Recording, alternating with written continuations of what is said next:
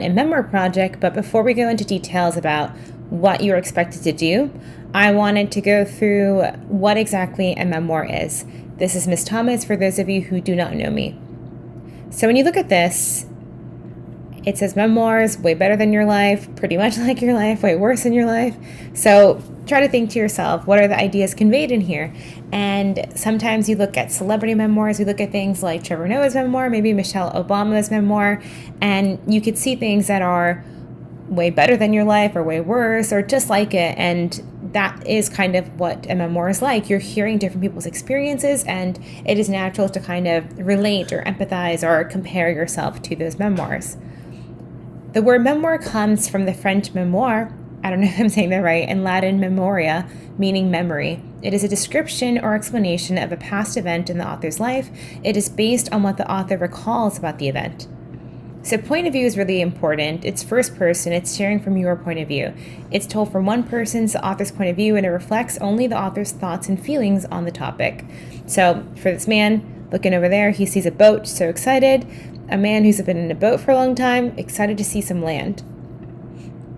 Next is plot. So it's focused on one particular point in an event. Events are centered more around the author's experience than the event itself, so your feelings, your emotions, and plot is more about the journey than the destination.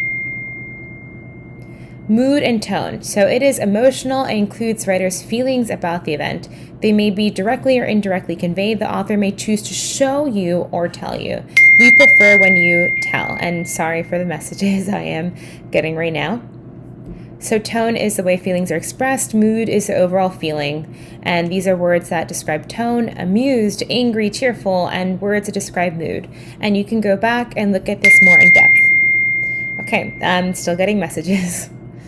So showing versus telling. Strong writers don't just explain what's going on, they make the reader experience it. You want to feel it. So they show rather than just telling you the story. So instead of saying, don't say the old lady scream, instead bring out her voice and let her actually scream. Telling is saying, it was freezing outside. Showing is saying, my toes felt like tiny ice cubes as a blistering wind whipped across my frozen face. Telling is saying, Sally was so scared when she saw the bear. Showing is, when Sally spotted the black bear, her heartbeat began to pound outside of her chest. Telling is, he was so happy he got his bike. Showing is, the biggest grin spread across his face. And dialogue is also important. That's basically conversation and writing. So when writers incorporate dialogue to their writing, it makes the story seem more believable. In addition, dialogue helps to move the story forward, reveals character relationships, and increases the emotion of a story. So here's an example. When a new speaker speaks, start a new paragraph. What do you want for dinner? Dad asked. I'm in the mood for pizza, I replied. Always add punctuation marks or commas and periods inside the quotation marks. So over here, I wonder, comma, she said, comma, what will I be getting for my birthday? So the quotation marks are here, commas are there. And one last piece about dialogue. You introduce or follow dialogue with the dialogue tag. So, I don't know, said Mike in a puzzled voice. So these are some ideas. It can be memories, obsessions, problems, dreams, accomplishments, fears, all different sorts of things. And let's read a sample. If the boot fits, wear it by Trish Sinclair. It was the first snow of winter, an exciting day for every child, but not for most teachers. Up until now, I had been able to dress myself for recess, but today I would need some help. Miss Finlayson, my kindergarten teacher at Princess Elizabeth School near Hamilton, Ontario, had been through first snow days many times in her long career, but I think she may still remember this one. I managed to get into my itchy wool snow pants, but I struggled with my jacket because it didn't fit well. It was a hand-me-down from my brother, and it made me wonder why I had to wear his ugly clothes. At least my hat and matching scarf were mine, and they were quite pretty. Finally, it was time to have Miss Finlayson help me with my boots. In her calm, motherly voice, she said, by the end of winter, you will all be able to put on your own boots. I didn't realize it at the time, but this was more of a statement of hope than of confidence. I handed her my boots and stuck out my foot. Like most children, I expected the adult to do all the work. After much wiggling and pushing, she managed to get the first one into place and then, with an audible sigh, worked the second one on too. I announced, "They're on the wrong feet." With a grace that only experience can bring, she struggled to get the boots off and went through the joyless task of putting them on again. Then I said, "These aren't my boots, you know." As she pulled the offending boots from my feet, she still managed to look both helpful and interested. Once they were off, I said, "They're my brother's boots. My mother makes me wear them and I hate them."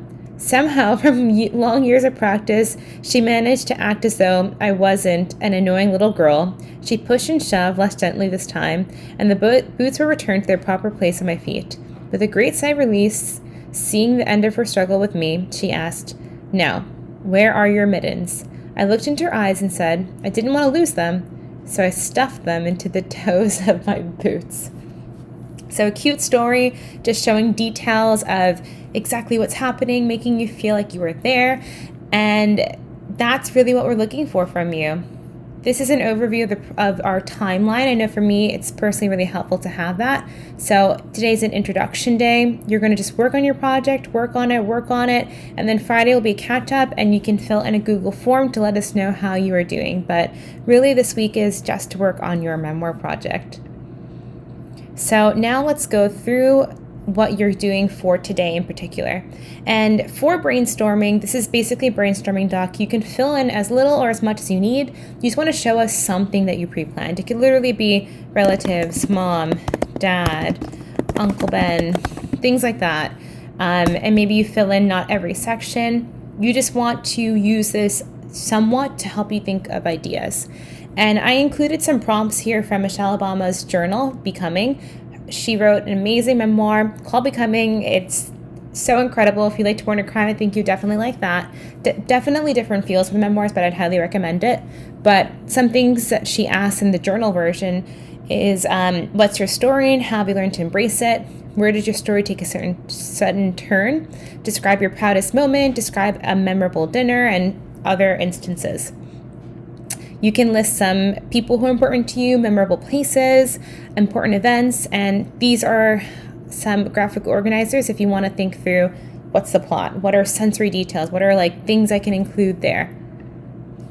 And this is the actual assignment itself. So if you look over here, it should focus on one specific memory. Try not to go into tangents, keep it school appropriate, and make sure the reader can empathize with you.